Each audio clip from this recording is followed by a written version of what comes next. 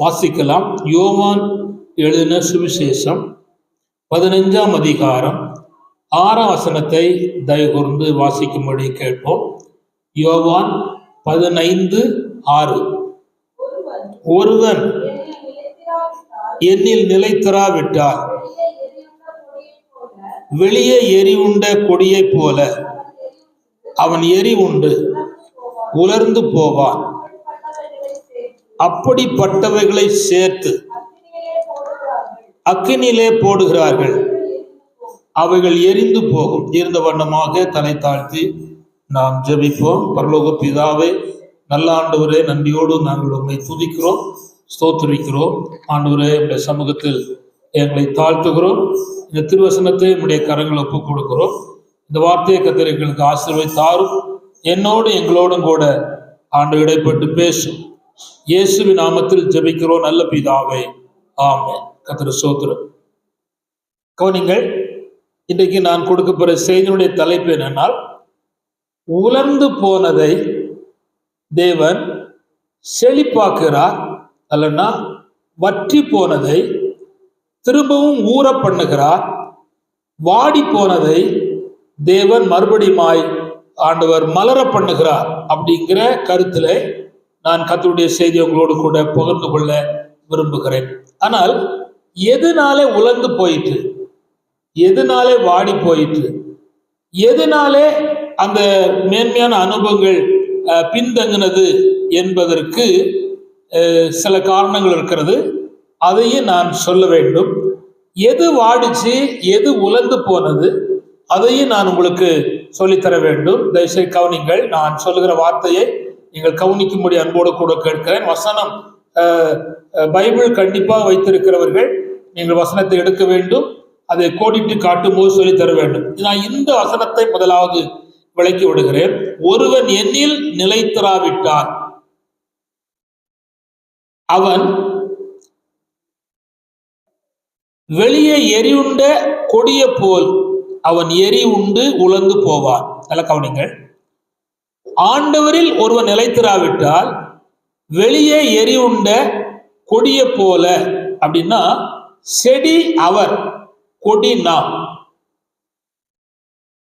செடியோடு கொடி நிலைத்திருக்க வேண்டும். அதான் அந்த வசனத்தை ஆண்டவர் அங்கே சொல்லுகிறார். அப்படி நிலைத்திராவிட்டால் வெளியே எரி உண்டு. வெளியினா ஆண்டுடைய சபையை விட்டு வெளியே எரி உண்டு, அல்லது அந்த தோட்டத்தை விட்டு வெளியே எரி உண்டு. அது எரி உண்டு உலர்ந்து போகும். அந்த தொடர்பு இல்லைன்னா அது அந்த பச்சை பச்சைன்னு இருக்கிறது, செழிப்பா இருக்கிறது, என்ன செய்யும்? உலர்ந்து போகும். அது அந்த பகுதி. அதோடு கூட மாத்திரமல்ல, உலர்ந்து போன கூட அப்படியே விடல. அப்படிப்பட்டவைகளை, எப்படிப்பட்டவைகளை கவனிங்க, அப்படிப்பட்டவைகளை எடுத்து அந்த வெளி எரி உண்டு போன, அது உலர்ந்து போன அப்படிப்பட்டவைகளை எடுத்து சேர்த்து அக்கினிலே போடுவார்கள். அதோடு உடல் ஆண்டவர் அக்கினிலே போடுவார்கள், அவைகள் எரிந்து போகும். அதுக்கப்புறம் அதுக்கு இருக்கு இடம் தராமல் போய்விடும். நிறைய ஆண்டுடைய பிள்ளைகள் ஆரம்பத்தில் நல்லா இருப்பாங்க, துதிப்பாங்க, சோத்தரிப்பாங்க, ஆண்டவரை தேடுவாங்க, வைப்பாங்க. திரும்ப பார்த்தா காணவே காணாது, அட்ரஸே இருக்காது. ஏன் இந்த சம்பவம்? தம்பி வேற கவனிங்க, அங்க கவனிக்காத, இங்க கவனி, அவனை கவனிக்காது, இங்க கவனி. இங்க கவனினா கீழே அவனை பார்க்காங்க. கம்பல கதை சோதரம் என்ன நடக்குன்னா, ஏன் இந்த நிலைமை அப்படின்னா, நிலைத்திருக்கிறவரோடு கூட நிலைத்திருக்கவில்லை. அதான் அந்த பகுதி. நான் இத சொல்லுவதற்கு முன்னால ஏன் வாடி போச்சு அப்படிங்கிறத கொஞ்சம் சொல்லி, எதனால் வாடி போச்சு அப்படிங்கிறதையும் நான் சொல்லிட்டு அதுக்கப்புறம் நான் இங்க வரணும். இந்த கொஞ்சம் நீண்ட பாடம், நீங்க கொஞ்சம் பின்னால வந்தாதான் நீங்க புரிந்து கொள்ள முடியும், அறிந்து கொள்ள முடியும், உணர்ந்து கொள்ள முடியும். கர்த்தர் சோதரம், அதை நீங்க தெளிவாய் காரியம் செய்யணும். கர்த்தர் சோதரம். நான் இப்போ சொல்ல விரும்புகிறேன். உலர்ந்தது அல்லது வாடி போச்சு, செழிப்பில்லாமல் போச்சு அப்படிங்கிற காரியத்திற்கு நான் 2-3 வசனங்களை உங்களுக்கு கோடிட்டு காட்ட விரும்புகிறேன். கர்த்தர் சோதரம் வாசிப்போம். 143 சங்கீதம் 6 வசனம். 143 சங்கீதம் 6 வசனம்.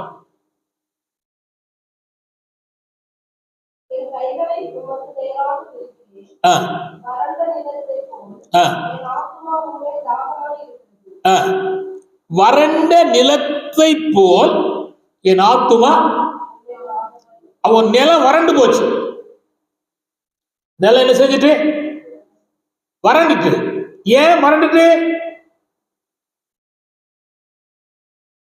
மழை இல்ல, இல்லைன்னா வாய்க்கால தண்ணி வரல. ஒண்ணு மேல இருந்து மழை பெய்யணும், இல்லைன்னா வாய்க்கால எழுத்தணும் தண்ணி வரணும். அப்போ இந்த பகுதி எங்கேயோ ஒரு பக்கம் ஸ்டாப் ஆயிடுச்சு. அதனாலதான் ஆத்துமா வறண்டு போச்சு. இப்ப முதல் எங்க வறண்டு இருக்கு? ஆத்துமா. நல்லா கவனிங்க. ஆறான எங்க இருந்து வரணும்னா ஆத்துமாவில இருந்து வரணும். ஒரு தாயின் வயிற்றுல ஒரு குழந்தை உருவாக்கும் போது முதல்ல என்ன உருவாகும்னா கை கால் உருவாகாது, இருதயம் தான் உருவாகும்.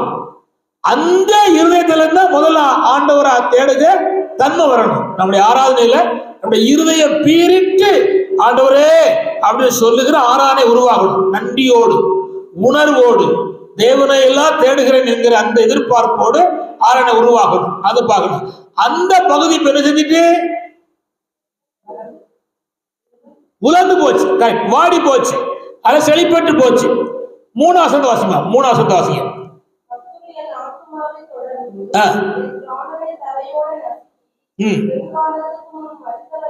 இங்க கவனிங்க, இந்த வார்த்தை பண்ணீங்க, கவனிங்க, தயவுசெய்து கவனிங்க, கவனிங்க, லட்சியம் பண்ணி கவனிங்க. திரும்ப வாசிமா. யாரு தொடர்ந்துச்சு சொல்லுங்க. சரியத்தை அல்ல, சரியத்தை அல்ல, சரியத்தை அல்ல. என் கர்த்தர் ஆத்துமாவை தொடர்ந்து ஆசிமா. அதனுடைய என்னுக்குள் இருக்கிற அந்த செழிப்பை பிராணனை தரையோடு நசுக்கி. கவனிங்க, இன்னைக்கு இல்ல, ரொம்ப காலத்துக்கு முன்பாக மரித்தவன் போல் போல். கவனிங்க, கவனிங்க. என்னில் இருளில் இருக்க பண்ணுகிறான். அப்போ இந்த நிலைமையை யாருக்கு வந்திருக்கிறது? சரியத்துக்கு இல்ல. வறட்சி எங்க? உலர்ந்து போறது எங்க? உள்ளான மனுஷன் இல்ல. யார் பின்தொடர்கிறா? சத்துரு கவனிக்கிறான். நல்ல துதிக்கிறாள, ஜெபிக்கிறாள, கை தட்டுறதால, பாடுதால, ஒரு மாதிரி வாரான எதுவும் நடந்துருமோ இதை விட்டுறக்கூடாதுன்னு சொல்லி என்ன செய்யறான்? பின்தொடர்றான், பின்தொடர்றான்.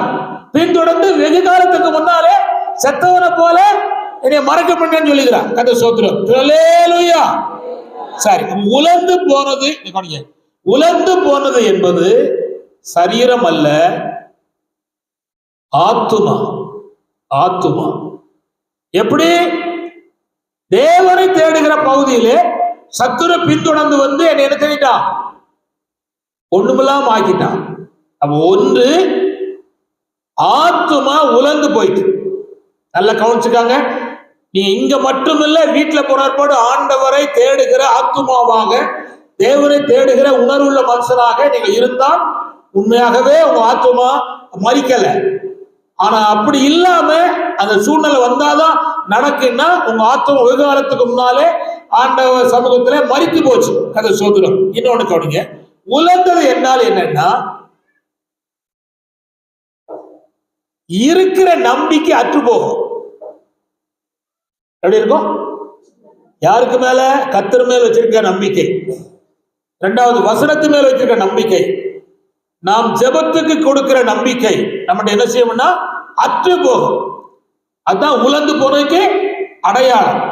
திரும்ப சொல்லுகிறேன், கர்த்தருக்கு மேல, வசனத்துக்கு மேல, ஜெபத்துக்கு மேல வச்சிருக்கிற அந்த நம்பிக்கை என்ன செஞ்சிடும்? அற்று போகும். அதுதான் உலர்ந்து போனதுக்கு, வாடி போனதுக்கு அதுக்கு அடையாளம். அதுக்கு நான் சொல்றேன், எசேக்கியேல் தீர்க்கதரிசி புத்தகம் 37ஆம் அதிகாரம் 11 வாசிங்க. 11 வாசிங்க.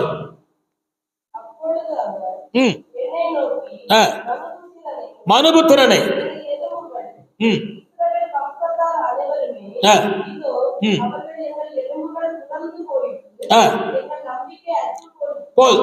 எலும்புகள் உலர்ந்து போயிட்டு நம்பிக்கை அற்று போயிட்டு. அப்போ கவனிங்க, உலர்ந்து போய காரணம் என்ன? நம்பிக்கை இல்லை. சேர்த்தா சேர்க்கணும், சேர்க்கலாம் போட்டோம் அப்படிங்கிறதெல்லாம் இல்லை. சேர்க்கணும் அப்படின்னு நம்பிக்கை இருக்கணும். ஊழியம் செய்யணும், ஆத்துமாவியம் பண்ணணும், பிரசங்கம் பண்ணணும், மேன்மையா வாழணும் அப்படிங்கிற நம்பிக்கை இருக்கணும்.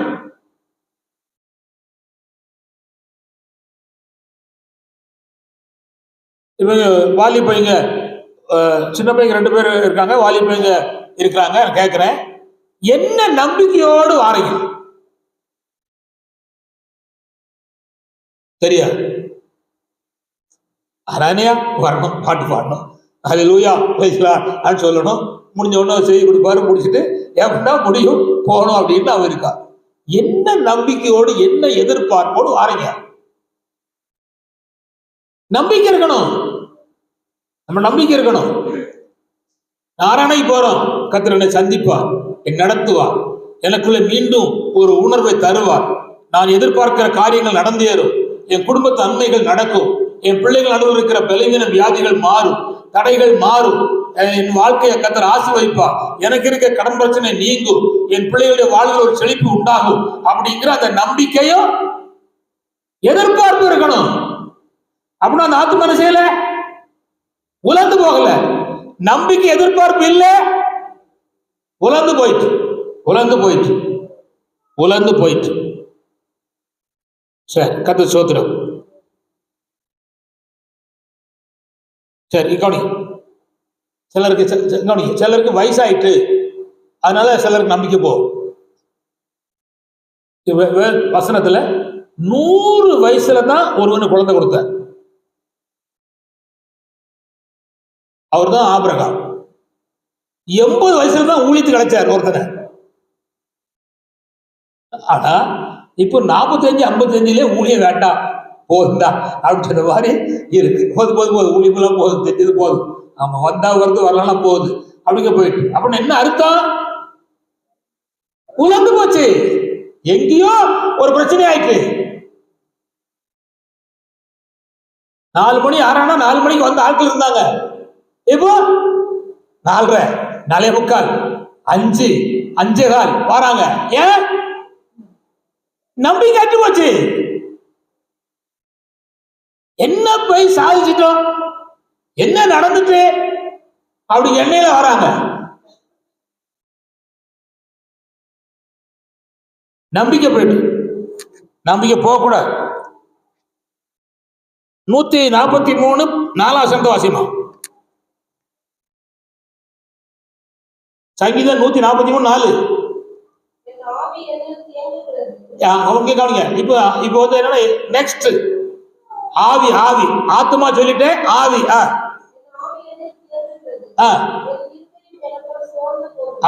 இங்க கவனிங்க. அடுத்து உலர்ந்து போதுக்கு அடுத்து என்னன்னா சோர்வு. என்னது சோர்வு? எங்க?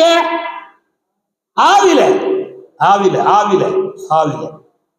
கவனிங்க, இந்த ஆவில சோர்வு வந்தா எதுவுமே செய்ய முடியாது, எதுவும் செய்ய முடியாது.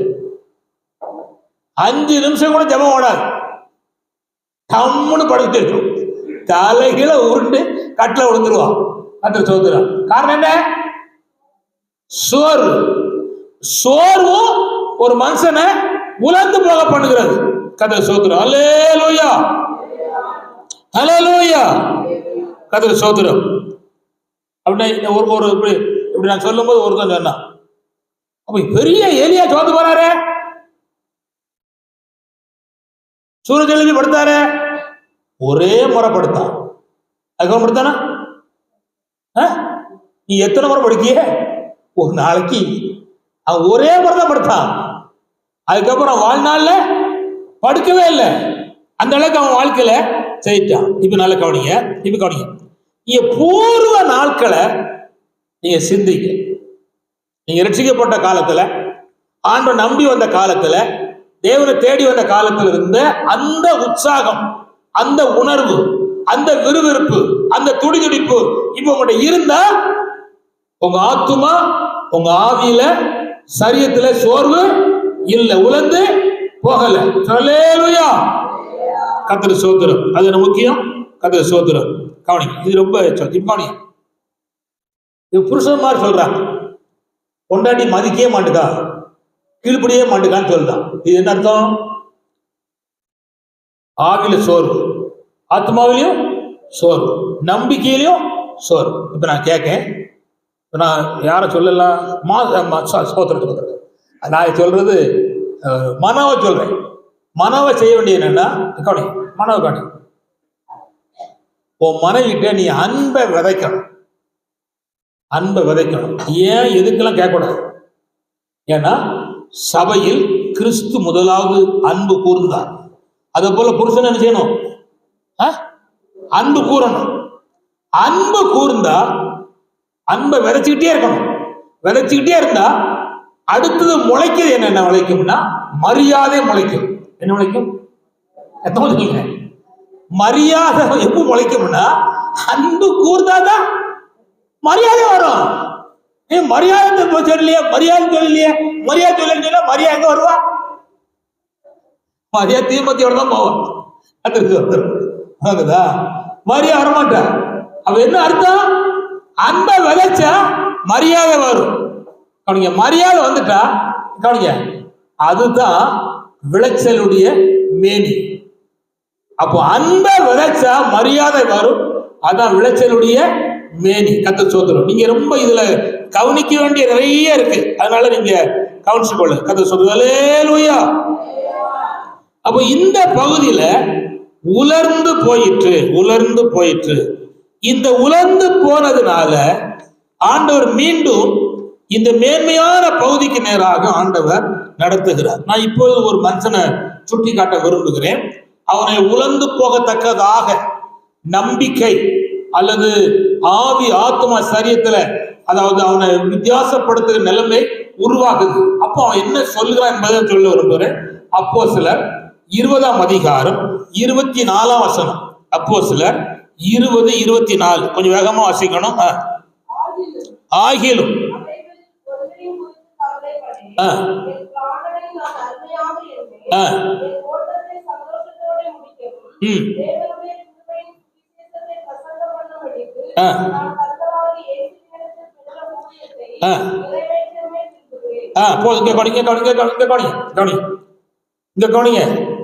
பவுல் சொல்லுகிறான், அந்த அங்க உங்க ஒரு பிரச்சனை இருக்கு, நீங்க போக கூடாது, வைக்க கூடாது, உனக்கு பிரச்சனை இருக்கு அப்படிங்கிற பிரச்சனையே சொல்றாங்க. அவர் சொல்றாரு, பட்டினந்தோறும் என கட்டுகள் காவல்கள் அடி மிதி உண்டு என்று ஆவியான சொல்றார். ஓன் சொல்ல கேட்க முடியாது. இவ்விதமான கச்சை உடையவனை இஸ்லாமுக்கு போனா கட்டுவாங்க, அடிப்பாங்க, மிதிப்பான்னு சொல்ற, அது கரெக்ட். ஆனா ஓன் சொல்ல கேட்க முடியாது. ஏன்னா எனக்குள் இருக்க ஆண்டவர் பட்டினந்தோறும் சொல்றார், கட்டு உண்டு, காவல் உண்டு, உனக்கு பிரச்சனை நடக்கும், உனக்கு 4 பேர் அடிப்பான் அப்படின்னு ஆண்டவர் பட்டினந்தோறும் சொல்றார். அதனால கவனிங்க, நல்ல கவனிச்சாங்க. கிறிஸ்தவ ஜீவியம் வாழ்க்கையை முடிக்கிற ஜீவியம் அல்ல. தப்பா நிறைய பேர் செய்றாங்க. கிறிஸ்தவ ஜீவியம் ஓட்டத்தை முடிக்கிற அனுபவம். வாழ்க்கையை முடிக்க நம்ம அழைக்கப்படல, தேவன் நமக்குள் துவங்கின ஓட்டத்தை முடிக்க அழைக்கப்பட்டிருக்கிறோம். இவன் பவுலுக்கு தெரியும், யார் என்ன சொன்னாலும் அவன் அதை பற்றி யோசிக்க மாட்டான். கர்த்தர் என்மேல் வைத்திருக்கிற ஓட்டத்தை முடிக்க அழைக்கப்பட்டிருக்கிறேன். அது எப்படி முடிக்கிறாரு? சந்தோஷமா போற. நான் இங்க என்னுடைய யூடியூப் சேனல் அங்கங்கே பாக்குறோம், கேட்காங்க, எப்ப பார்த்தாலும் சிரிச்சுக்கிட்டே பிரச்சனை பண்ணிடுற, உங்க துக்கமே கிடையாதா? ஐயோ, எனக்கு வண்டியா இருக்கு, அவங்களுக்கு தெரியாத விஷயம். அவங்கதான் லோடா வச்சிருக்கேன். அவங்களுக்குதான் தேவ சமூகத்துல வந்தா அத்தனை பாரத்தையும் அதையும் இறக்கிடுவேன். இங்க பாடப்படுகிற பாடல் துதி ஸ்தோத்திரங்களை உள்ள ஏற்றிடுவேன். சொல்லுகிற வசனத்தை லோடு ஏற்றிடுவேன். லோடு இறக்குதல், லோடு ஏற்றுதல் எங்க? இங்கதான், இங்க பலிபடத்துலதான். கவனிங்க. அப்ப இந்த தன்மை நம்ம கிட்ட இருக்கணும். நல்ல கவனிச்சாங்க தம்பிமார். உங்க ஆத்துமா சோர்ந்து போக, உங்க எதிர்கால நம்பிக்கை அற்று போக, உங்களுடைய ஆவியில கழிவுது இல்லாம போக காரணம் என்னன்னா, எங்கேயோ ஒரு பக்கத்துல பிரச்சனை இருக்கிறது. சொல்லேலுயா. ஆனா இந்த மனுஷன் எதை பற்றியும் யோசிக்காம முன்னேறுகிறான். சோதரம் கவனிங்க. இது இப்ப நான் எதுல வாடி போச்சு சொல்லிட்டேன். ஆவி, ஆத்மா, சரீரம் வாடி போச்சு. இப்ப ஏன் வாடி போச்சுன்னு சொல்ல போறேன். ஏன் வாடி போச்சு அப்படி சொன்னாதான் உங்களுக்கு புரியும். நான் கொஞ்சம் வேகமா சொல்லும் போது நீங்க புரிந்து கொள்ள வேண்டும். யோவான் சுவிசேஷம் 7ஆம் அதிகாரம். யோவான் சுவிசேஷம் 7ஆம் அதிகாரம். திருப்புகள் டக்குன்னு 7ஆம் அதிகாரம். அங்கு 38 வாசிப்போம். யோவான் 7:38. வேத வாக்கியம் சொல்லுகிறபடி என்னிடத்துல விசுவாசமா இருக்கிறவன் எவனோ. கவனிங்க இங்க கவனிங்க. கொஞ்சம் தயவுசெய்து கொஞ்சம் கொலைப்பா இருந்தாலும் கொஞ்சம் கவனிங்க. இங்க சொல்லுகிறார், என்னிடத்தில் விசுவாசமா இருக்கிறவன் உள்ளத்தில் இருந்து. எங்க இருந்து? உள்ளத்துல இருந்து, இருதயத்துல இருந்து ஜீவ நதிகள் ஓடும். இப்போ உங்க ஒவ்வொரு இதயத்துல இருந்தும் என்ன ஓடணும்? சொல்லுங்க. ஜீவ நதி ஓடணும். ஓடுதா? கவனிக்க போறோம். ஓடுதா ஓடலையான்னு வசனத்திலே கவனிச்சிட போறோம். உனக்கு இதை புரியணும் இல்ல, வசனத்திலே கவனிக்கணும். என்னால கவனிங்க. ஒரு நதி போனா இப்ப நம்பியார் போகுது. இக்கரை இருக்கு, அக்கறை இருக்கு. இந்த கரை இருக்கு, அடுத்த கரை இருக்கு. அப்போ நதிக்கு என்ன வேணும்? 2 கரை வேணும். 2 அப்படி தடுப்பு சுவர் வேணும். 2 கரை வேணும். ஒரு வாய்க்கால தண்ணி போடணுமா என்ன செய்யணும்? 2 கரை வேணும். இப்போ அதாவது நதி ஓடணுமானா 2 கரை வேணும். நல்ல கவனிச்சுக்காங்க. அந்த கரை உங்ககிட்ட இருக்கிறது கர்த்தராகிய இயேசு கிறிஸ்துவுக்கு மேல் வைத்திருக்கிற பரிசுத்தமுள்ள விசுவாசம். அது யூதாவில சொல்லுகிறார். ஒரு விஷயம் உடுக்கட்ட பரிசுத்தவான்களுக்காக, அது விசுவாசத்துக்காக தைரியமா செய்யுங்க, போராடுங்க, பரிசுத்தமுள்ள விசுவாசத்துக்காக போராடுங்கன்னு சொல்றார். அப்போ அது ஒரு கரை என்னது? விசுவாசம். கர்த்தர் மேல், கர்த்தர் வசனத்தின் மேல், பரலோகத்திற்கு மேல், நம்மை நடத்துகிற தேவனுக்கு மேல் வைத்திருக்கிற விசுவாசம். அது சும்மா நடக்காது. அந்த விசுவாசம் எனக்குள்ள, என் வாழ்க்கைக்குள்ள நன்மையை கொண்டு வரணுமானா நான் என்ன செய்யணும்? போராடணும். என்ன போராடணும்? எனக்கு ஒரு பிரச்சனை இருக்கு, ஆண்டவர் என்ன பிரச்சனை தீரும் அப்படின்னு ஜெபத்துல ஆண்டவரை சொல்லி கரத்தை உயர்த்துகிறேன். அப்படி விசுவாசத்துல போராடும் போது கர்த்தர் பார்த்து இருக்கிற வேளையில என்னை ஆண்டவர் தூக்கி எடுப்பார். அதான் விசுவாச போராட்டம். அல்லேலூயா. சரி, ரெண்டாவது கரை என்னன்னா, கவனிங்க. இது ஏற்கனவே நான் பிடிசிபியில் எடுத்திருக்கேன். கதை சோதனம் விளங்குதா? என்கிட்ட படிச்சவங்களுக்கு தெரியும். பிடிசிபியில் நான் எடுத்திருக்கிறேன், டிடிஎல் எடுத்திருக்கேன். இந்த பாடத்தை ஒரு பெரிய பாடம் இது. 2வது கரை என்ன கரைன்னா, விடாப்புடியான ஜபம். சும்மாலாம் நடக்காது. என்ன ஜபம்? அப்படின்னா என்ன அர்த்தம்? இல்ல நான் சொல்றேன். தேவன் இறங்கி செயல்படும் வரையிலும் ஜபம். கர்த்தர் செயல்படுதா என்பதை கண்ணால காணும் வரையிலும் ஜபம். அப்படி இல்லைன்னா ஜபம் பண்ணி முடிக்கும் போது இருக்கிற துக்கம் மாறிட்டுனா அதான் உண்மையான ஜபம். அதுக்கு நிறைய ஐட்டங்கள் இருக்கு. வணங்குதா? சரி, இப்ப கவனிங்க. இப்ப உங்களுக்கு சிம்பிளா சொல்லித்தர விரும்புகிறேன். எலியா இருக்கிறார். அவர் ஆண்டவர் சொன்னாரு, உன்னை போய் ஆகாப் ராஜாவுக்கு போய் என்ன செய், காண்பினார். காமிச்சோட மழை வந்தா வரல. கர்த்தர் சொன்னது ஆகாப் ராஜாவிற்கு காண்பி. இப்ப புதிய ஏற்பாட்டில் சொல்லப்பட்டிருக்கிறது, வியாதியத்தின் மேல் கையை வை, சுகம் அடைவான். கை வச்சா செத்து போறான். புரியலையா? அப்ப என்ன கை வைத்தலுக்கும் அதுக்கு என்ன சம்பந்தம் இருக்கு? அங்க ஒரு இருக்கு பிரச்சனை. இப்ப என்ன செய்றாரு? ஜெபம் பண்றாரு. ஆண்டவரே காமிச்சாச்சு, மழை வரல. இவர் கர்மேல் கொடுமுடியில போய் முழங்கால் பட குடித்து 7 முறை தன்னை தாழ்த்தி ஜெபம் பண்ணார். ஆண்டவரே அக்கினி இறக்கணும் தான், என்னை தூக்கி கொண்டு போன ஆளுதான், உங்களுடைய கருத்துல இருக்கு, ஆனாலும் தேசத்தின் மேல் மழை வரணும் வரணும் வரணும்னு தன்னை தாழ்த்தி ஜெபித்தார். எவன் ஒருவன் தாழ்த்துவானோ ஆத்துமாவை, ஆவியை, சரீரத்தை தாழ்த்துவானோ கர்த்தர் அவனை உயர்த்துகிற ஆண்டவரா இருக்கிறார். அல்லேலூயா. நான் வேலைக்காரன், ரம்மிக்காணி வேலைக்காரன் கூப்பிட்டார். ஒரு குடம் எடுக்கிறதுக்கே பாடாப்படுது. நாளைக்கு ஒரு பெரிய ட்ரம் நிறைய ஊத்தணும், காலேஜ் சொல்லி விட்டா குறுக்கு ஒடிஞ்சு போட்டா. இப்பதான் அவளுக்கே புத்தி வருது.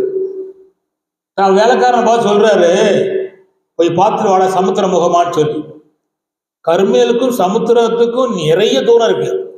ஆனா எப்படிதான் போனானோ, திரும்ப எப்படிதான் மேலே ஏறினானோ தெரியாது. அப்ப போன்லாம் கிடையாது. ஏன்னா போன்ல எலியாக சொல்லிடலாம், கடற்கரை போது நின்று ஒண்ணு இல்லையா அப்படின்னு சொல்லிடலாம். நடந்து போய் அலைஞ்சிட்டு வாரான். அவன் தலைகீழ நிற்கான், முகம் முழங்கால் பட குனிந்து நிற்கான். கஷ்டம் அங்கே இருக்கு. இவன் வேலைக்காரனுக்கும் கஷ்டம் இருக்கு. 2 பக்கம் கஷ்டப்படுறாங்க. இத பரலோகம் பாத்துட்டே இருக்கு. கவனிங்க, எப்ப கஷ்டம் நீங்கும்? சரீரத்துல கடும் வேதனையும் வலியும் உருவாகி ஆண்டவரேன்னு ஒருத்தன் கூப்பிடும் போது கர்த்தர் இறங்குகிறார். இங்க குனிஞ்சே இருக்கான், குனிஞ்சே இருக்கான். அவன் போயிட்டு வாரான். அதாவது இருக்கிற குனிதல் கூட சமாளிச்சுக்கலாம். போயிட்டு வந்தா எப்படி இருக்கும்? முதல்ல சொன்னான் போயிட்டு வா, திரும்ப சொல்லுதான் ஒண்ணு இல்லைங்க. அப்ப இவர் என்ன செய்யணும்? ஜெபத்தை முடிக்கணும். இப்ப அதுதான் நடக்கு நடைமுறையில, புரியுங்களா? அப்புறம் திரும்ப போயிட்டு வாங்க, திரும்ப சொல்லுதான் ஒண்ணும் இல்லைங்க. இல்ல இல்ல இல்லன்னா பாடுதான். நீ வசனத்தில் நீ படிச்சு பார்த்தீங்கன்னா ஒரு குடம் என்ன இருக்கு, உன்ட என்ன இருக்குன்னு கேட்காரு எலிசா. ஒரு குடம் என்னன்னு சொல்லிடலாம், அப்படியே முடிக்கணும். அவ அப்படியே முடிச்சா ஒரு குடம் எண்ணெய் அல்லாமல் வேற ஒண்ணும் அப்ப வரா. பிரச்சனையே பாருங்க, பிரச்சனை எதுக்கு அவளே? அப்ப இல்லைன்னு சொல்லுதான் நமக்கு இருக்கு. ஏன்ட இருக்கியா அப்படின்னு சொல்லுங்க. நானும் சொல்லிக்கிட்டேன், 1.5 மாசமா சொல்றேன். பணம் கொட்டுன்னு கொட்டி வச்சிருக்கா. ஆனா அவளுக்கு தரதுக்கு மனம் இல்லை. ஆனா நானும் வேண்டாம் விட போறதும் இல்லை. அது வேற விஷயம். ஆனா கவனிச்சாங்க, நீ கவனி. நடக்க இல்ல இல்ல இல்லன்னு சொல்றான். அவனும் 6 முறை வந்து இல்லைன்னு சொன்னான். ஆனா ஜபத்தை மட்டும் எலியா நிறுத்தவே இல்லை. திரும்ப போடே நீ பார்த்துட்டு வா அப்படிங்க. ஆனா வேலைக்காரன் பெஸ்ட். இப்படி ஒரு ஊழியக்காரன் கிடைக்கணும். கிடைப்பானாக்கும் ரொம்ப கஷ்டம். நான் நடைமுறையில ஒவ்வொரு ஆட்களுடைய அனுபவத்தை நான் பார்த்துட்டு வரேன். ரொம்ப கஷ்டம். தாமஸ் பா சொன்னாரு, நான் திருமணமாக ஊழியனும் தான் நான் என்னுடைய முதல் அழைப்பு. அப்படிதான் நான் என் மனசு பப்ளிக் சொல்லல, நான் மனசுல எய்ம் பண்ணி நான் ஒரு 10 வருஷம் திருமணமாகாமலே ஊழிஞ்சிட்டு வரேன். அப்போ டேனியல் என்னை பார்த்து கேட்கிறாரு, டேனியல் என்ன இப்படியே உட்காந்துருக்க, வயசு கூட்டிட்டு போகுது, ஏதாவது ஒரு பெண்ணை பார்த்து கட்டி மேரேஜ் பண்ணக்கூடாதுன்னு சொல்லு. நான் சொன்னேன், எனக்கு எவனாவது தீமத்தி இருப்பான், மார்க் இருப்பான், எப்போ புறாத்து இருப்பான் அப்படின்னு சொல்லிட்டு வரேன். அவர் சொன்னாரு, பவுலுக்கு இருந்தான், உனக்கு இருக்க மாட்டான். அவர் அடிச்சாரு அடி. நான் இவ்வளவு பெரிய ஸ்தாபனத்தின் தலைவரா இருக்க, ஏன் பெட்டிய தூக்குறவன் பின்னால முட்டை தலையாங்கான், உனக்கு எவன் வருவான்? அதனால கஷ்டம். நீ யாரையாவது ஒரு பெண்ணை பார்த்து திருமணம் பண்ணிரு அப்படின்னு சொல்லி என்னை சத்தம் போட்டு கடிந்து கொண்டார். அதுக்கப்புறம் தான் எனக்கே புத்தி வந்துச்சு. அப்போ அப்படிப்பட்ட தியாகமுள்ள ஆட்கள் இப்பொழுது இல்ல இல்ல இல்ல சரி போட்டு. ஆனா எலியா காலத்துல அப்படிப்பட்ட தியாகமுள்ள ஆள் இருந்தார். போயிட்டு வரான். ஓவரனா வேற மாதிரி நடந்துடும். அது வேற பிரச்சனை இருக்கு. அவன் ஜெபத்திலேயாச்சும் இருக்கான், வழங்குதா? அது வேற பயம். எலியாவுடைய ஜெபத்துக்கு பயப்படுதான். ஏன்னா இதுக்கு முன்னாடி ஜெபம் பண்ணி அக்கினி இறக்கிருக்காரு. திரும்பவும் அக்கினி இறங்கணும்னு சொல்லி நம்ம பார்த்துட்டு அர்த்தம், உயிரோடு வாழணும், போயிட்டு வந்துருவோமா அப்படின்னு சொல்லி அவங்க பாட்டில் போயிட்டு வாரான். கவனிங்க, கடைசி நிமிஷத்துல அது சொல்றான். 7வது முறை சமுத்திரத்துக்கு மேல ஒரு உள்ளங்கை அளவுக்கு ஒரு மேகம் உண்டாயிருக்கிறது அப்படின்னா என்ன? கர்த்தர் வெளிப்பட்டுட்டா, கர்த்தர் இறங்கிட்டா, தேசத்துக்கு நன்மை வரப்போகுது அப்படிங்கிற அந்த விடாப்பிடியான ஜபம். ஜெபம் பண்ணுனேன், ஜெபம் பண்ணி பார்ப்போம் அப்படிலாம் இல்ல. கர்த்தருடைய செயல் வெளிப்படும் வரையிலும் ஜெபம். அல்லேலூயா. இது வெளியே கேட்காம இருக்கட்டும். இந்த திருக்குறங்குடியில ஒரு 20-25 வருஷத்துக்கு முன்னால அப்போ நாங்கள் வாலிப பையங்களா ஜெபம் பண்ண போவோம். அப்போ யாரும் ஊழியத்துக்கு போல இங்கே தான் இருக்கோம். இந்த சபையிலேருந்து வேற யாரும் ஊழியத்துக்கு போல, எல்லாரும் இங்கே தான் இருக்கோம். நடந்து என்னன்னா, அங்கே வந்து கொட்டு அடிக்காங்க, எங்க உள்மாட வீதியில் கொட்டு அடிக்காங்க. அப்போ அங்கே இருக்கிற பிரசங்கியார் கேட்காரு, பிரசங்கியார் பேர சொல்லலை, கேட்காரு, என்னடா கொட்டு அடிக்காங்களா என்னன்னு சொல்லி. நாளைக்கு 10வது நாள் தேரோட்டம் ஓட போகுது அப்படின்னா சொன்னது மணியரசு தான் சொன்னான். நானும் உண்டு, எவனேஸ்வரன் உண்டு, ஈசாக்கண்ணன் உண்டு. அப்போ கவனி தம்பிமார் கவனிங்க. அப்போ அவர் கேட்டாரு, செத்தாடே இருக்கிய அப்படின்னாரு. நீ உயிரோடு இருந்தா தேர் ஓடாடே, நீ அவ்வளவு செத்து இருக்கியான்னாரு. எனக்கு புரியல. நீங்க அவ்வளவு பேரும் ஜபத்துல செத்து இருக்கிய, நீ உயிரோடு இருந்தீங்கன்னா நாளை காலை தேரு ஓடாது அப்படின்ட்டார். அப்ப என்ன செய்யணும்னு சொல்லி போடு முழங்கால், நைட்டு சாப்பாடு கிடையாது, விடிய விடிய விடிய விடிய விடிய ஜபம் நடக்கு. எதுக்கு? தேர் ஓடக்கூடாது, அவ்வளவுதான், ஓடக்கூடாது. கரெக்டா 6 மணிக்கு ஓட முடிச்சிடணும். அடி டம டம டம டமான்னு அடி நடக்கு. ஜபத்தை விடல, தொமட்டே இருக்கும். 6 ஆச்சு, 7 ஆச்சு, தேரு அந்த பழைய போஸ்ட் ஆபீஸ் தாண்டி மேக்க வருது. அவ்வளவுதான், ஒரு பைதா உடைஞ்சி ஓடிட்டு நின்று போச்சு. அதுக்கப்புறம் 8 வருஷம் இது திருக்குறங்குடியில தேர் ஓடல. அது தீட்டு. நான் எங்கேயோ சொல்லல, ஜபத்தினுடைய செயல்முறை அவ்வளவா இருந்துச்சு. நான் கேட்கேன், நீ பண்ணின ஜபந்தான் உன்னை ஆசீர்வதிக்கும். கையை கட்டிட்டு சும்மா இருந்தா கர்த்தர் செயல்பட மாட்டார். யாரோ ஒருவர் நான் சாப்பிட்டா நீ சாப்பிட்ட மாதிரி தான் அப்படின்னு சொல்லுவது பேச்சுக்கு. பசி இங்க எடுக்கும். நான் சாப்பிட்டாதான் நமக்கு பசி தீரும். அப்ப நாம் அதுக்கு தக்க நம்முடைய வாழ்க்கை என்ன செய்யணும்? நடத்தணும். அப்போ என்ன, ஒரு கரை விசுவாசம் இல்ல, பரிசுத்தம் உள்ள விசுவாசத்துக்காக போராட்டம். இப்போ விடாப்புடியான ஜபம் அப்படின்னு என்ன? தேவன் செயல்படும் வரை இப்படி ஜபம் பண்ணா கண்டிப்பாக நதி ஓடும்.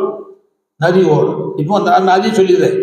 அதாவது அப்போ 2ஆம் அதிகாரத்துல வாசிக்காண்டா, வாசிக்கோடிய 2ஆம் அதிகாரத்துல மேல இருந்து பரிசுத்தம் ஊற்றப்பட்டா, அதான் நதி. நதி நடந்தது என்ன? அது எருசலேம், யூதயா, சமாரியா, பூமியின் கடைசி பரியந்தம் நதியை தீர்த்து ஓடிச்சு. அப்ப அங்கே ஒரு மேன்மையான காரியம் செய்து நடந்தது. கர்த்தர் அல்லேலூயா, அது மேன்மை. கர்த்தர் ஸ்தோத்திரம். இப்பொழுது இந்த நதி நம்ம கிட்ட ஓடுனா நிச்சயம் வாடாது, செழிப்பு இருக்கும், மேன்மை இருக்கும். நான் 2-3 வசனத்தை உங்களுக்கு கோட்டிட்டு காட்ட விரும்புகிறேன். சங்கீத புத்தகம் திரும்ப, சங்கீதம் எடுத்து திருப்பிக்கணும். சங்கீதம்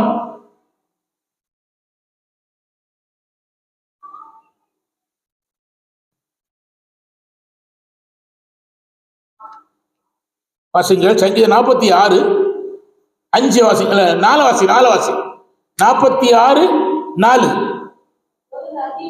ஒரு நதி உண்டு.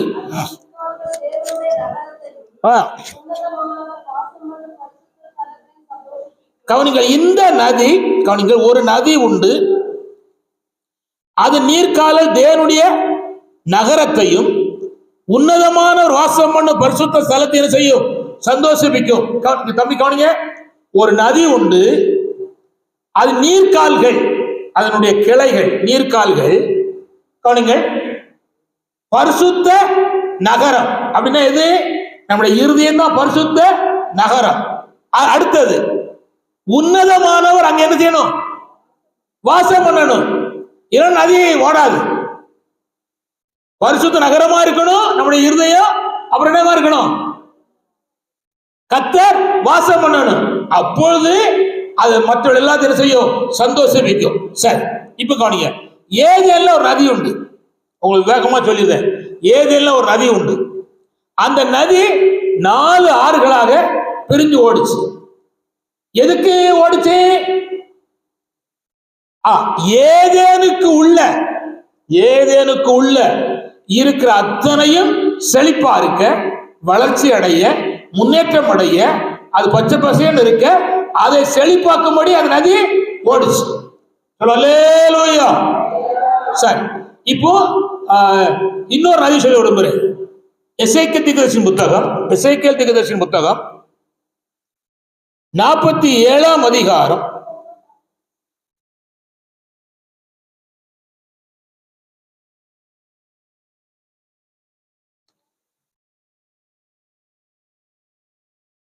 47ஆம் அதிகாரம் 1 வசனம். தம்பி கவனி. திரும்பாசிமா. பின்பு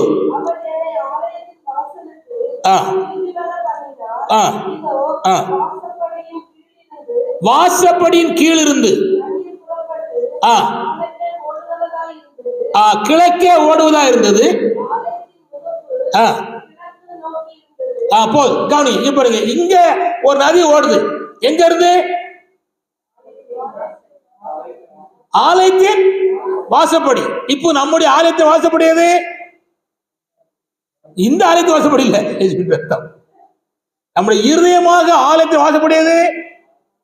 குட் அப்படின்னு சொல்லப்பட்டிருக்குன்னா, அவர் வாசல்களில் துதியோடும் அவருடைய பிரகாரங்களில் புகழ்ச்சியோடு பிரவேசித்து கர்த்தரை துதிப்பேன். அப்போ வாசப்படியில் என்ன இருக்கணும்?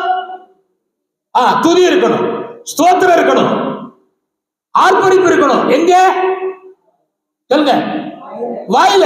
குட் இருக்கணும். இப்போ உங்க ஆராணில அந்த வாயில இருந்துச்சா துதி? நீங்களே யோசித்து பாருங்க. நதி ஓடணும், என் குடும்பம் நல்லா இருக்கணும், என் பிள்ளை நல்லா இருக்கணும், நான் செழிப்பா இருக்கணும், யாரும் ஒண்ணும் பண்ணக்கூடாது, நான் எல்லாத்தையும் நெருங்கி அடையணும், எதிர்பார்ப்பு கரெக்ட். ஆனா இருந்தா அப்படி வாசல்களில் துதியோடு அப்படியே பிரகாரங்களிலே புகழ்ச்சியோடு பிரவேசித்து கர்த்தரை துதிப்பேன். எந்த ஆத்துமா வாயை திறந்து துதிக்குமோ அங்கே கீழ் பாட்டு வாசல் இருந்து நதி புறப்பட்டு ஓடும். அல்லேலூயா, அல்லேலூயா. இந்த நதி ஓடுனா, நல்ல கவனிங்க, நதி ஓடுனா உப்பு தண்ணீர் நல்ல தண்ணியா மாறும். நல்ல தண்ணியா மாறும். அப்புறம் இந்த நதி ஓடுனா சாவை மாற்றும். இந்த நதி ஓடுனா 2 பக்கமும் ஜீவன் உள்ள விருட்சங்கள் முளைக்கும். இந்த நதி ஓடுனா அநேக ஜீவன்கள் பிழைக்கும். இந்த நதி ஓடுனா போகிற எல்லா இடங்களிலும் சுகம் உண்டாகும். நல்லா கவனிச்சுக்காங்க.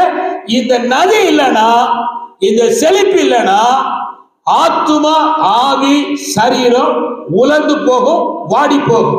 அல்லேலூயா, அல்லேலூயா.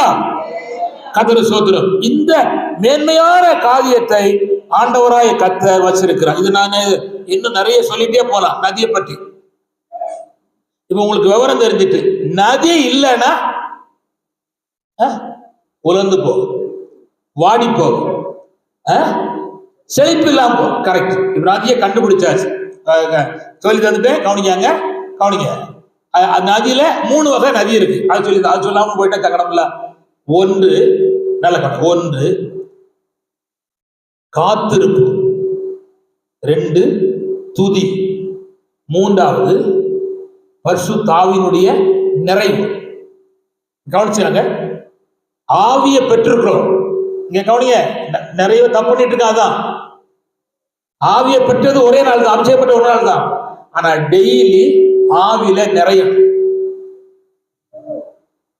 டெய்லி ஆவில நிறையணும். நிறைஞ்சாதான் இந்த நதி பாய்ந்து போகும். கர்த்தருக்கு ஸ்தோத்திரம். சரி, இப்ப நான் உங்களுக்கு கரெக்டான இடத்துக்கு வந்துட்டேன்.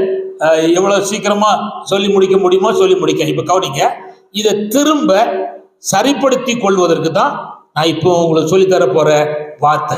சொல்லலேலூயா, சொல்லலேலூயா. கர்த்தருக்கு ஸ்தோத்திரம். இப்பொழுது அந்த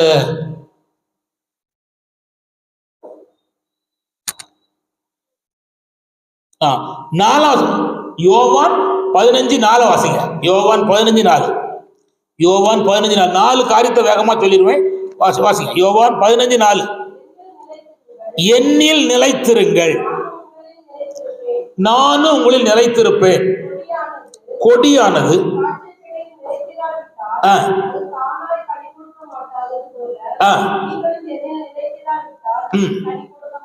இப்ப கவனிங்க, படிச்ச கவனிங்க. கனி கொடுக்க சொல்லல, இங்க கனிய ஆண்ட கொடுக்க சொல்லல. கனியை தேடி கர்த்தர் வரல. இங்க கவனிங்க, கனி கொடுக்க சொன்னாரா? கனி கொடுக்க சொல்லல. கனியை தேடி வந்தாரா? கனியை தேடி வரல. ஆனா ஆண்ட சொல்றாரு, என்னிலே நிலைத்திருங்கள், நிலைத்திருங்கள்.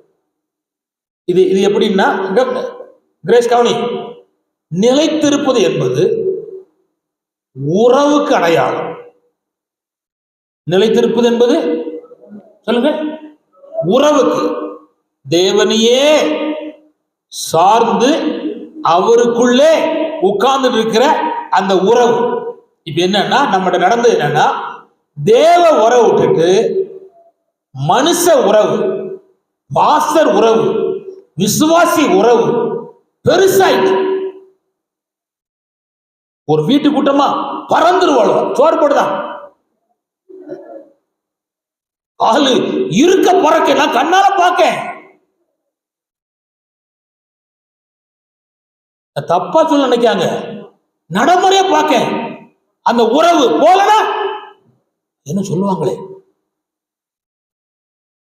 ஆனா அதே நேரத்தில் 7 மணி ஜெபம், 8 மணி ஜெபம், 9 மணி ஜெபம், காலை மாலை ஜெபம், உறவு இல்ல. பால் காய்ப்பு வீடு, சடங்கு வீடு, வளகாப்பு வீடு, இனி எத்தனை வீடு இருக்கு ஆண்டவா? அத்தனை வீடுக்கு பிறகு ஆனா உறவுக்கு இடம் இல்லை. ஆண்டவர் சொல்ல, என்னைய நிலைத்திரு சொல்றார். அழகா தெளிவா சொல்றார். என்னைய நிலைச்சிருந்தா கண்டிப்பா கனி உண்டாகும். அல்லேலூயா. இப்ப இதான் சவால். மனோ கவுனி, பர்ஜன் கவுனி, ஜோசா கவுனி. எங்க கூட ஒருவர் கார்ல வந்தார். இன்னைக்கு இல்ல, போன செவ்வாய்க்கிழமை.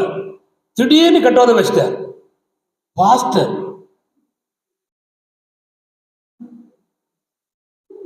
நான் அதை அப்படியே விட்டுட்டேன். அப்படியே அவன் மலையாளத்துக்காரன் அப்படியே பேசிட்டு வந்து அந்த வார்த்தையை பேசிட்டான்.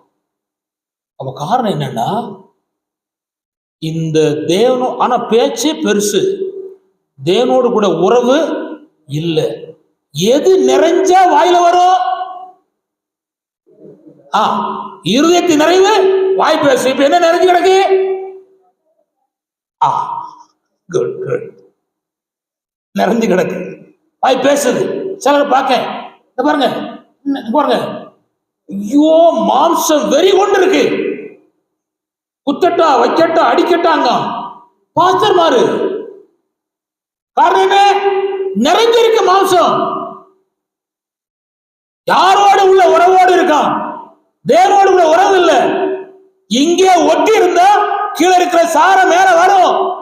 தயவுசெய்து கவனிங்கள்.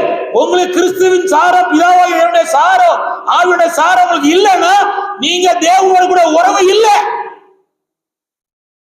பேருக்கு விசுவாசி, பேருக்கு ஊழியக்காரன். சில நேரத்துல என்னின் டெம்டேஷன்ல பெருசா உருவாக்காங்க 3 சகோதரர்கள். வணங்குறீங்களா? புரியுதா? ஆனா நான் இந்த டெம்டேஷன் மலையை படிச்சு நிறைய படிச்சிருக்கேன். அதனால கொஞ்சம் சோத்திரம் ஒரு சோத்திரம் வெளியே சொத்தம் பெரிய சோத்திரம் பண்ண வேண்டியதா அப்படின்ட்டுருவாங்க. அதுவும் பிரச்சனை.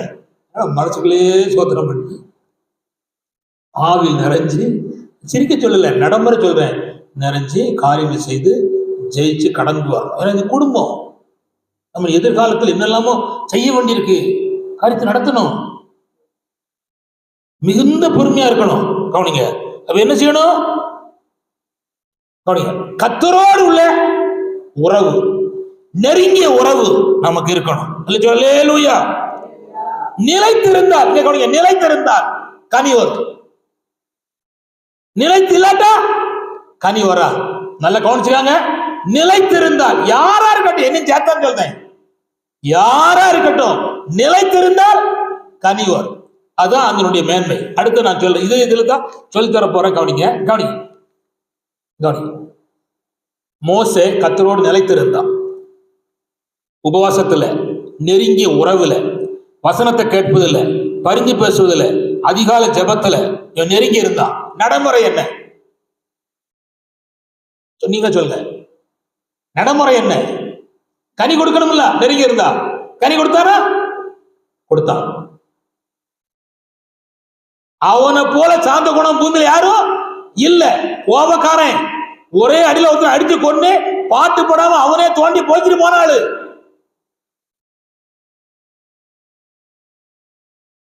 மீரியாமும் ஆரோடு சண்டைக்கு வராங்க.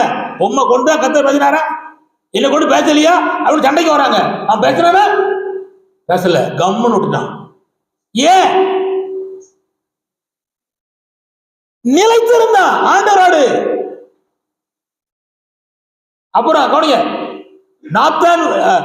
நாத்தான் குறுப்பு கோராகுடைய கூட்டம், இந்த பாரு உன்னை ஒரு கை பாப்போம்னு சொன்னாரு. அப்ப ஆண்டவர் சொன்னாரு, ஏய் மோசே, இவனை விட்டு விலகு. அவன் வேற ஒண்ணும் பேசல. ஆண்டவரே என்ன முடியாது, விலகு. டக்குன்னு விலகுனா பூமி டமாறு விளைஞ்சி உள்ள போயிட்டு. ஆனா அந்த கூட்டுடைய பிள்ளைகளை கர்த்தர் பாதுகாத்தார். அல்லேலூயா. கோராகுடைய பிள்ளைகள் அந்த கீழமாற போற பூமியில நிக்கா. அந்த பூமிய ஆண்டவர் தாங்கினார். அந்த பாவமுறையா பிள்ளைகள் தாங்கினார். அதெல்லாம் கோராகுடைய சந்ததிகள்னால பாட்டு பாடினாங்க. என்ன கவனிக்க சொல்லேன்னா, ஒரு ஒட்டி கொண்டிருப்பதற்கு, உறவை சரியா வைத்துக் கொண்டிருப்பதற்கு, கர்த்தர் வைத்திருக்கிற உறவை சரியா இருந்ததுனால அவன் கனி கொடுத்தான். கனி கொடுத்தான். ஆண்டவரே சொல்றார், எபிரேயர் 12ஆம் அதிகாரத்துல எழுதினாரு, இவன் என் வீட்டுல எங்கும், சத்தமா சொல்லுங்க, சத்தமா சொல்லுங்க, உண்மையுள்ள இருந்தாங்க. அப்படின்னா ஓப்பனா சொல்றேன், மோசே அழகுள்ள ஆளு. மோசேடைய மனைவி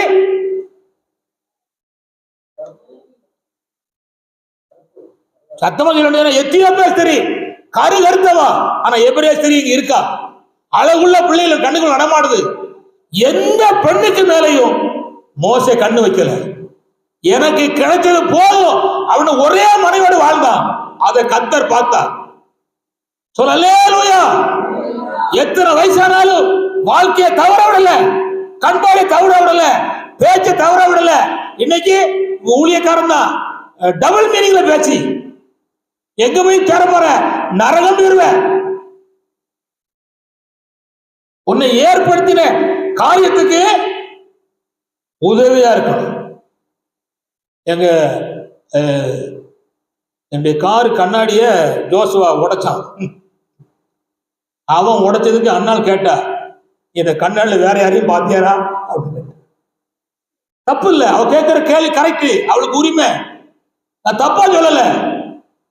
அப்புறம் யோசித்தேன், அப்படி பார்த்தம்மா, சிந்திச்சம்மா, யோசித்தேன்.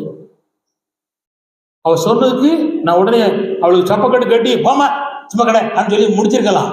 நான் முடிக்கல. ஒரு தூண்டப்பட்ட காரியத்துக்கு நான் அதுக்கு பதில் சொல்லுக்கு தேவனுக்கு முன்பாக, ஆண்டவரே அப்படி ஏதாவது பார்த்திருந்தா, சிந்தித்திருந்தா என்னை மன்னியும் சொல்லி ஆண்டவரத்துல கேட்டேன். இனிமேல் நஷ்டம் விட்டது அவரு, படுது பாடு நான் சொல்ல விளங்குதா? 7,000 ரூபாய் க்ளோஸ். எனக்கு எதுக்கு சொல்றேன்னா, எதுனாலும் கவனிக்கணும், எதுனாலும் கவனிக்கணும். ஒரு கவனிச்சாங்க, உறவு கரெக்டா இருந்தா செயல்பாடுல கனி கரெக்டா இருக்கும். அல்லேலூயா. நான் உறவு இருக்கேன், ஜோம் பண்றேன், காரியம் செய்யறேன்னு சொல்லி கனி இல்லைன்னா பிரயோஜனம் இல்லை. கதை சோத்திரம். அப்ப அப்படின்னா நம்முடைய வாழ்க்கையில கரெக்டா இருக்கு. நீங்க கவனிங்க, நான் இது கொஞ்சம் விஸ்தாரமா நிறைய இருக்கு, நான் எல்லாம் சொல்லிட்டு போலாம். ஆனா நான் இப்ப இயேசு கிறிஸ்து பிதாவோடு உறவு இருந்தார். எப்படி இருந்தார்? சத்தம் சொல்லுங்க. உறவு இருந்தார். அதனால அவர் எங்க போனாலும் சாட்சி ஓடிச்சு, வியாதி சோமாச்சு, பலர் காரியத்தை அற்புதம் நடந்துச்சு. அவருடைய உறவு கரெக்ட். இப்ப கவனி, மத்தேயு 10ஆம் அதிகாரத்துல வாசிக்காண்டா, சொல்ல மட்டும் புரியுது. ஆண்டவர் சொன்னாரு, 2 பேரை போங்க, பேய வரட்டுங்க, வியாதிய சோமாக்கு அனுப்புறாரு. போயிட்டாங்க. நல்ல ஃபுல் பவரா போறான், சார்ஜ் ஏத்திட்டு போறான். போறடமெல்லாம் பேய் ஓடுது, வியாதி சோமாவுது, கட்டில் அறுக்கப்படுது. வந்து திரும்ப சொன்னான், ஆண்டவரே போறடமெல்லாம் ஜெயம், வியாதி போச்சு, பிசாசு ஓடிச்சு, சந்தோஷப்பட்டான். அப்ப ஆண்டவர் சொன்னாரு, இது சந்தோஷப்படாது, கை போனதுக்காக வியாதி சோமா செய்த சந்தோஷப்பட, உன் பேரு பரவத்துல எழுதப்பட்டிருக்கு. 10ல கவனி, 10ல ஊழியக்காரன் சார்ஜ் ஃபுல்லா இருக்கு. 17ஆம் அதிகாரத்துல வருது, நம்ம இப்ப சொல்ல மாட்டேங்க, இப்ப எழுதி வச்சாங்க. 17 வருது. 17ல ஒரு தகப்பன் தான் பையனை கொண்டு வரான், ஜோமணி பார்க்காங்க, பேயி ஓடல. அவன் சொல்லுங்க, ஒரு சீக்கிரம் கொண்டு வந்த கூடாமல் போயிட்டு அப்படிங்க. மேல ஜோமணி கீழே இறங்குதார் யாரு? இயேசு கிறிஸ்து. பேதுரு வரார், யோவான் வரார், யாக்கோபு வரார். அவன் சொல்றாரு, இப்ப என்ன இல்ல இவங்கள்ட்ட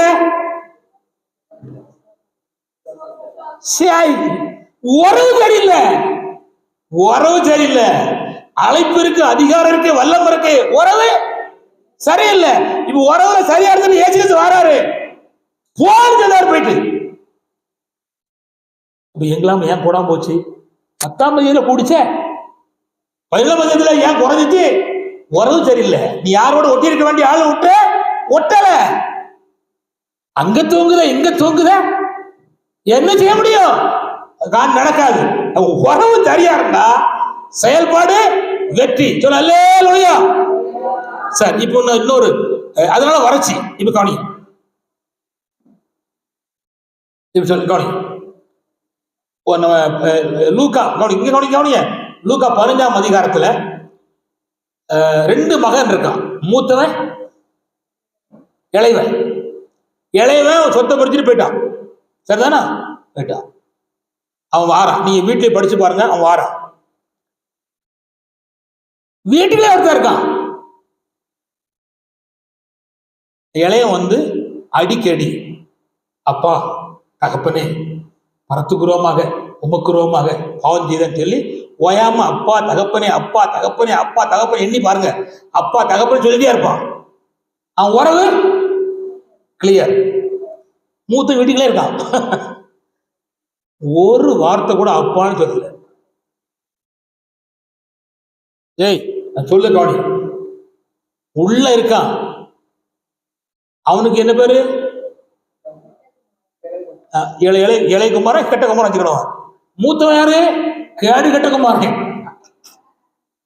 கேடு கெட்ட குமாரன். அப்பான்னு சொல்லல, தகப்பனேன்னு சொல்லல. என்ன சொல்லணுமா? உம்முடைய வயல்ல உம்ம வீட்டுல உம்மோட இருக்கேன். அப்ப என்ன? உறவு சரியில்லை. இளையகுமாரன் உறவை புதுவிச்சான், ஜெயிச்சிட்டான். நான் திரும்ப கேட்கிறேன், எப்பொழுது செழிப்படையும், எப்போது உலர்ந்தது செழிப்படையும், எப்பொழுது மலரும் மேன்மை அடையும்னா, நாம் தேவனோடு வச்சிருக்கிற அந்த நிலைத்திருந்த உறவுல தான் செழிப்பு இருக்கு. அல்லேலூயா, அல்லேலூயா. எத்தனையோ சொல்லிட்டே போலாம், கர்த்தர் சோத்திரம். அதனால நான் அதை விட்டு விடுகிறேன். கர்த்தர் உங்களுக்கு கிருபை தருவாராக, கர்த்தர் உங்களை நடத்துவாராக. அல்லேலூயா.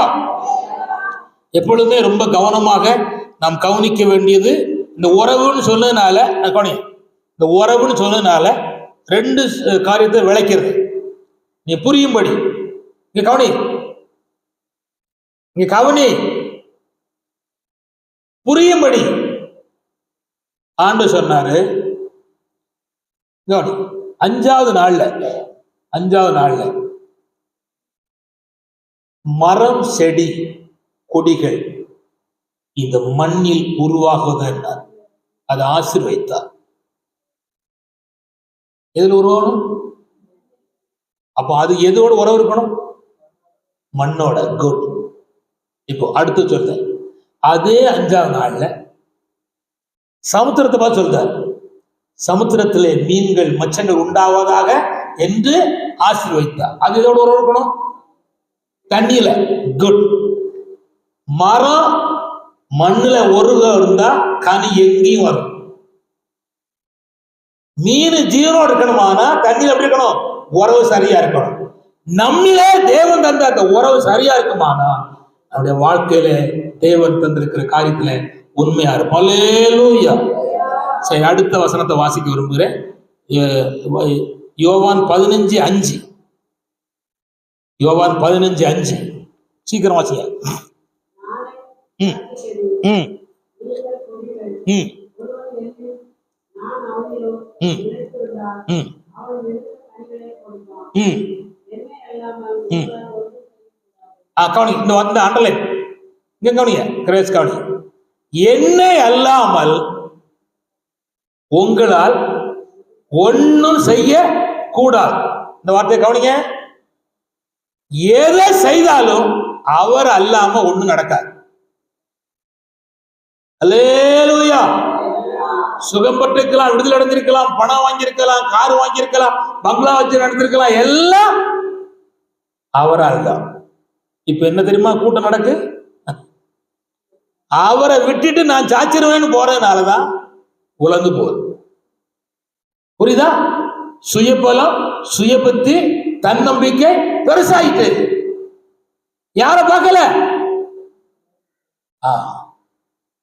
அதான் அவரை அல்லாமல் ஒன்றும் நடக்காது. முன்னால கன்வென்ஷன் நடத்தினா மூக்க சீந்தி இதே மாதிரி 4 துண்டு 5 துண்டு நினைப்போம். நிறைய பேர் பார்ப்பாங்க, இது என்னடா இப்படி அழுதானுவா அப்படின்னு சொல்லி. அது காரணம் என்ன? உதவிக்காக, ஒத்தாசைக்காக, இயற்கை அனுகூலத்துக்காக, ஜனங்கள் வருவதற்காக, ஜனங்கள் மீட்கப்படுவதற்காக, கத்த கிரீசலுக்காக, பிரசங்கியார கத்த வல்லமையா பயன்படுத்துவதற்காக நின்று போராடுறாங்க. இன்னைக்கு யாராவது பாசிபிள் அழுறாங்க? ஒரு ஜெப குறிப்பு ஊழியக்காரன் பயன்படுத்துவோம், சோதரம் ஒண்ணு நடக்காது. முடிவை பார்க்க போறிய ஒண்ணு நடக்காது. ஏன்? அந்த கர்த்தர் இருக்கிறாரு. ஏன் இன்னைக்கு இல்ல? எல்லாம் வறண்டு போச்சு, உலர்ந்து போச்சு. கொஞ்சம் கூட மனம் திறந்து அழ முடியல. காரணம் என்னன்னா அவங்க உறவு என்ன சில சரியில்லை. இப்ப என்ன சொல்லப்பட்டிருக்குன்னா, என்னை அல்லாமல் உங்களால் ஒன்னும் செய்ய முடியாது, ஒண்ணு நடக்காது. அதனால நல்லா தெரிஞ்சுக்காங்க. இப்ப என்னன்னா அடுத்த வார்த்தை கவனிங்க. இது அந்த முந்தின காரியத்தோடு சேர்ந்ததுதான் நான் சொன்ன வார்த்தை. அடுத்து 7ஆம் வசனத்தை வாசிங்க. அதான் 2வது பாயிண்ட். சீக்கிரம் முடிச்சிருவேன்.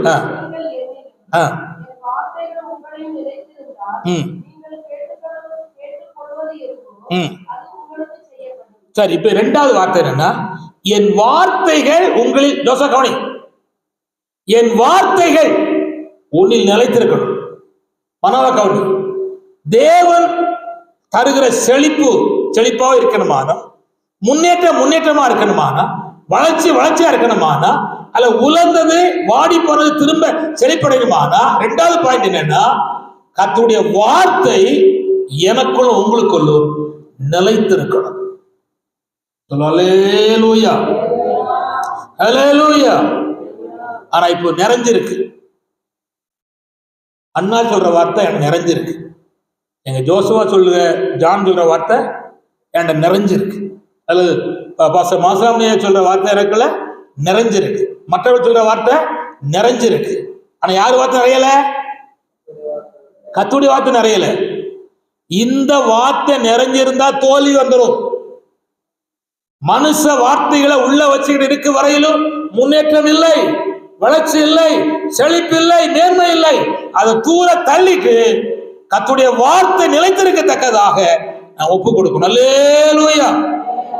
நீ கவனிங்க, ஆதாம் ஏவாளுடைய வார்த்தை கீழ்ப்படிந்தா, மகிமை இழந்து போச்சு.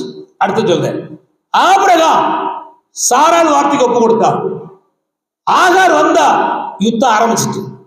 சிம்சன் தெளிவான வார்த்தை இடம் கொடுத்தான், பலன் போயிட்டு. யூதாஸ் வேதபார சரீசேயருடைய வார்த்தைக்கு செவி கொடுத்தா, இயேசு கிறிஸ்துவை காட்டி கொடுத்தா, முடிஞ்சு போச்சு. ஆனா இப்ப கவனிக்கிறேன், கர்த்தருடைய வார்த்தைக்கு தன்னை ஒப்பு கொடுத்து வார்த்தையை பத்திரப்படுத்தினவர்கள் வாழ்க்கையில் நடந்த ஆசீர்வாதத்தை நான் சொல்லி காட்ட வராம விரும்புகிறேன். போத்திபார் வீட்டுல போத்திபார் மனைவி பேசுறா, ஒரு நாள் 2 நாள் இல்ல, நிறைய நாள் பேசின வார்த்தையை விட்டுருந்தேன். அவன் என்ன சொன்னா தெரியுமா? கர்த்தருக்கு விரோதமாய் பாவம் செய்வது எப்படி? இப்போ அவ சொன்ன வார்த்தை அவங்களுக்கு நிறைஞ்சிருக்கணும், நிறையல. ஏற்கனவே கர்த்தர் சொன்ன தரிசனம் நிறைஞ்சிருக்கு, கர்த்தர் தந்த சொப்பனம் நிறைஞ்சிருக்கு, அவர் ஒரு நாள் நடத்துவாருங்கிற அது நிறைஞ்சிருக்கு. ஆதலாம் நிறைஞ்சிருந்தவனை கர்த்தர் ஆசீர்வதித்து உயர்த்தினார். அல்லேலூயா, அல்லேலூயா, அல்லேலூயா. சரி, காணிங்க எபிரேயர் தானியேல் 3ஆம் அதிகாரம் 15ஆம் வசனத்துல தெரிஞ்சுட்டோமோ, வாசிக்காண்டா. 3 புருஷர்கள் சொன்னாங்க, கர்த்தருடைய வார்த்தை நிறைஞ்சிருந்து. இங்க கவனி, அப்பா அப்பா கஷ்டப்பாடு பட்டு சொல்லுது, அங்கேயும் பாக்கியல வழங்குதா? தேசம் மழை பெஞ்சு செழிப்பாகணும் தான் நான் ஜோமன் கிடக்கும், விளங்குங்களா? ஆண்டவரே ஹல்லேலூயா. கவனிங்க, போன கன்வென்ஷன்ல இந்த திருக்குடி குளத்துல குடி கூட தண்ணி கிடையாது. ஆனா கிருபைலாம் இந்த வருஷம் தண்ணி கிடையாது. ஆண்டவர் கிருபையா இருக்கு. கடவுள் கவனிங்க, கவனிங்க, அது வத்தி போக கூடாது. கவனிங்க, சொல்றாரு, நாங்கள் ஆராதிக்கிற தேவன் எங்களை தப்புவிக்க வல்லவர். தப்புவிக்காமல் போனாலும் நீ நிறுத்திருக்கிற பொச்சலைய வணங்க மாட்டோம். காரணம் என்ன? ஒரு எபிரேயன் ஒரு யூதனுக்கு விற்கிறாரான கிடையாது, உள்ளத்துல இறங்கி வச்சிருக்கான். ராஜாவுடைய வார்த்தைக்கு செவி கொடுக்கல, தள்ளிட்டான். நடக்கண்டா அது தள்ளிட்டான். இப்போ கர்த்தருடைய வார்த்தை அவனுக்கு செஞ்சு நிறைஞ்சிருந்ததுனால இதுவரை கண்ணால் காணாத கர்த்தரை அக்கினிக்குள்ள இந்த 3 பேரும் பார்த்தார்கள். அல்லேலூயா. நேபுகாத்நேச்சர் பார்த்தா, அவன் பார்த்தாங்களாம் பிறகு. இதுவரை காணாத கர்த்தரை 3 பேர் வச்சுதாங்க பார்த்தான். அவ வசனத்தை பிடிச்சவன் கர்த்தரை பார்ப்பான். அல்லேலூயா. கர்த்தர் சோத்திரம். அதனால நீங்க புரிஞ்சு கொள்ளுங்க, ஆண்டவர் உங்களுக்கு காரியத்தை செய்வோம். அதே போல தானியேல் உங்களுக்கு தெரிஞ்ச காரியம், அதை கவனிங்க. அதே போல கவனிங்க, நம்ம நிறைய இருக்கு. நிறைய அந்த அப்போஸ்தலருடைய 10ஆம் அதிகாரத்துல அங்கே வசனம் சொல்லப்படும் பொழுது அங்கே கொர்நேலி வீட்டுல தேவன் ஒரு நல்ல அனுபவத்தை கட்டளையிட்டார். கவனிங்க, நீங்க வச்சிருக்கிற வசனத்தை, நீங்க வச்சிருக்கீங்களா இந்த பரிசுத்த வேதாகமத்தை?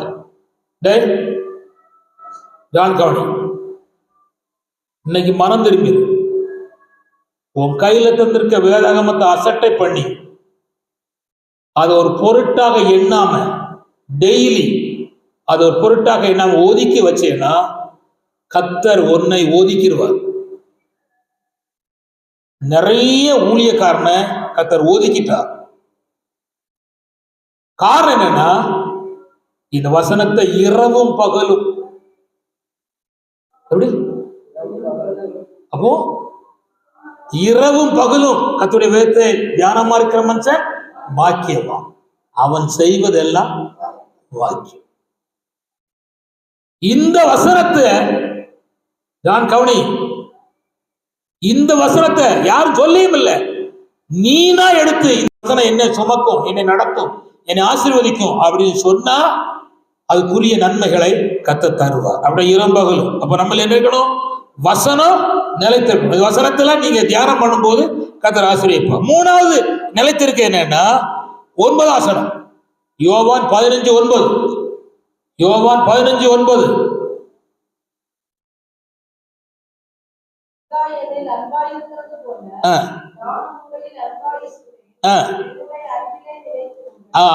மூணாவது எப்படின்னா அன்பிலே நிலைத்திருக்கணும். எப்படி இருக்கணும் சொல்லுங்க? அன்பில் என்ன செய்யணும்? நிலைத்திருக்கணும். கத்து சுத்தமா சொல்லேலூயா. இந்த அன்பு கவனி நம்முடைய இருதயத்துல ஊற்றப்பட்டிருக்கிறது. ரோமர் 5:5 வாசிக்காண்டா. இந்த அன்பு எங்க விட்டுருக்கு? இருதயத்துல ஊற்றப்பட்டிருக்கு. சரி, இவ கவனி, சூட்டி சொல்லு, சூட்டி கவனி. நீ ரொம்ப அன்பா நேசிக்க உங்க அப்பனையா உங்க அம்மாயா? பரிச்சய ஆகி போச்சு. சும்மா சொல்லு, பயப்படாம சொல்லு. அதெல்லாம் போய் புழுனி. யாராவது ஒரு ஆளதான் ரொம்ப நேசிக்க முடியும். கரெக்டா சொல்லிட்டு அப்பா தான் சொல்லிட்டார் பெஸ்ட். அதுக்காக சண்டை போட போயிடறாங்க. அது விஷயம் கவனிங்க. கவனிங்க, நேசித்தா என்ன நடக்கும் தெரியுமா? அப்பா வர லேட் ஆயிட்டா காலும் கையும் அப்பா வரலையே அப்பா வரலையே அப்பா வரலையே சொல்லிட்டே இருக்கும். இங்க சாப்பாட்டுல சட்டி காலியா போகுது, அப்பாவுக்கு எடுத்து வச்சா சொல்லுவாங்க. காரணம் என்ன? சட்டி காலி ஏறக்கூடாது, அதுக்காக சொல்றாங்க. அப்போ அப்பாவுக்கு கொடுக்கணுங்கிற எண்ணம் இருக்கு. அப்போ அன்பிலே நிலைத்திருக்கு என்றால் என்னன்னா, நாம் ஆண்டவரை நேசிப்போம். அல்ல சொல்லலேலூயா, அல்லேலூயா. ஆனா இப்ப அதை நேசிக்க போல ஊழியத்தை நேசிக்கும். நான் சொல்றேன், ஊழியம் கூட வேண்டாம், அவர் நேசமா இருக்குதான் முக்கியம். ஊழியம் 3ஆவது ஸ்டெப் தான். அது செஞ்சாலும் பரவாயில்ல, புலம் பரவாயில்ல. அது 3 சொன்ன மாதிரி தான். விடுவிச்சாலும் பரவாயில்ல, விடுதலும் பரவாயில்ல. அப்ப ஆண்டவரத்தில் அன்பு கூறுவதுதான் மிக முக்கியம். அப்ப ஆண்டவரத்தில் என்ன செய்யணும்? அன்பு கூறணும். நான் சமயம் போயிட்டனால நான் விடுகிறேன். கதை சோத்திரம். நம்ம ஆண்டவரத்தில் செய்யணும், அன்பு கூறணும். நிறைய காரியம் இருக்கு. கதை சோத்திரம். 4வது என்ன காரியத்தை பார்த்துருவோம். 11ஆசனம்.